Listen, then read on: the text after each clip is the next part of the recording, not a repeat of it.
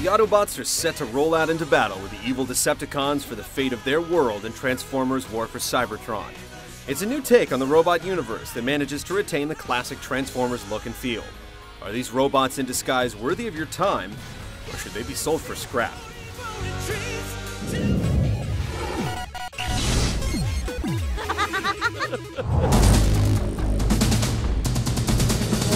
Set near the end of the Third Cybertronian War, Megatron, leader of the Decepticons, enacts a plan to use the Dark Energon to corrupt the core of the planet. Meanwhile, the Autobots, having suffered heavy losses, mount a counteroffensive against Megatron in order to purge the planet of Dark Energon and save Cybertron from total destruction. It's a solid backstory that explains the history between Optimus and Megatron, and reveals how many of the characters first met. Much of the narrative unfolds during the action via scripted events and banter between comrades, and there are cutscenes at key junctures. There aren't many twists or surprises, but it'll keep you entertained the whole way through. The darker tone fits the game well, and both newcomers and fans will appreciate it. I, Starscream, have taken my rightful place as your leader! Starscream, you half-wit! I still function!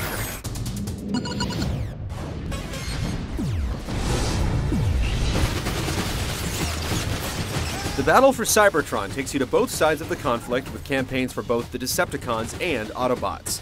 There are a total of 12 chapters in all, each with numerous missions. You're free to jump back and forth between the campaigns at any time, and you can pick which side to start on. It's also quite a lengthy trek, with each side's campaign easily lasting around 5 to 6 hours apiece. You can replay each level down to a specific segment as many times as you wish, and you can pick from several characters to suit your playstyle. Transformers is a straight-up third-person shooter with gunfights at every turn. Two companions tag along for the ride in every mission under the control of other humans, or AI fill-ins if that isn't an option. It doesn't help that the friendly AI is incompetent in crucial situations, so if you go this route, expect to shoulder much of the grunt work. In addition to the story campaign's co-op mode, there are also 6 versus modes with several maps for each. You'll have 4 different classes to choose from, each with unique abilities and weapons that are unlocked as you level up. You can tweak your classes, mixing and matching to create a setup that suits you best. If competitive multiplayer isn't your thing, there's another cooperative mode called Escalation. Think Nazi zombies with a Transformers twist, and just as addicting.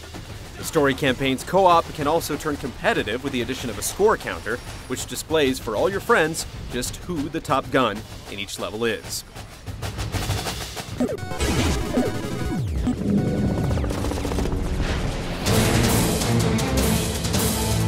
As a third-person shooter, the controls for Transformers are pretty straightforward, but there's more than meets the eye here. Every character can transform in real time between the robot mode and vehicle mode, each with special traits and abilities. When in vehicle form, the controls change enough that there's a small learning curve, but it quickly becomes second nature. What might throw a wrench in the works is the default control scheme's transform button, which is mapped to the left stick. It's all too easy with the analog stick sensitivity to press on it and accidentally transform in the heat of combat. Aiming is tight, and it's easy to quick snap to targets with the press of a button. Weapons are simple to use, and there's no shortage of points where you can swap it out for a new firearm. As for your robot's secondary abilities, they're varied and effective.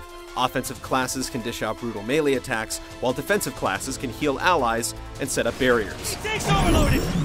Some come with a cooldown to prevent overuse, but others, like dashing, can be used repeatedly. When you transform into vehicle mode, a new set of weapons and abilities become available. It all adds up to a lot of variety and flexibility.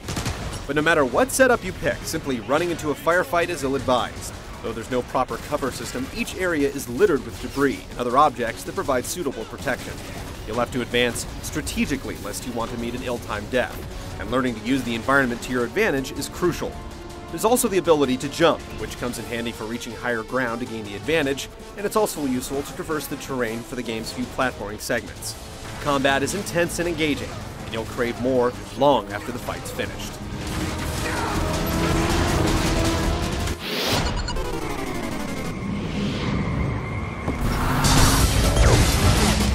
Cybertron is a bleak and bland world devoid of color and very repetitive.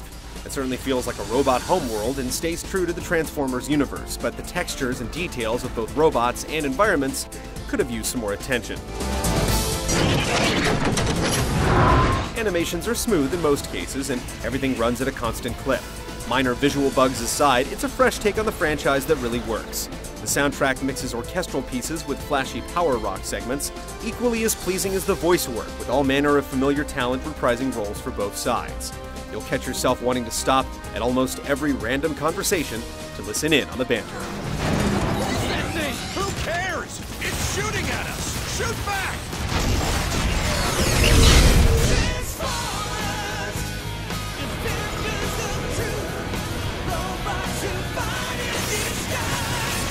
War for Cybertron is a good shooter that'll hold your attention for dozens of hours of enjoyment with its multiplayer thrills, and the campaign is well worth the trek.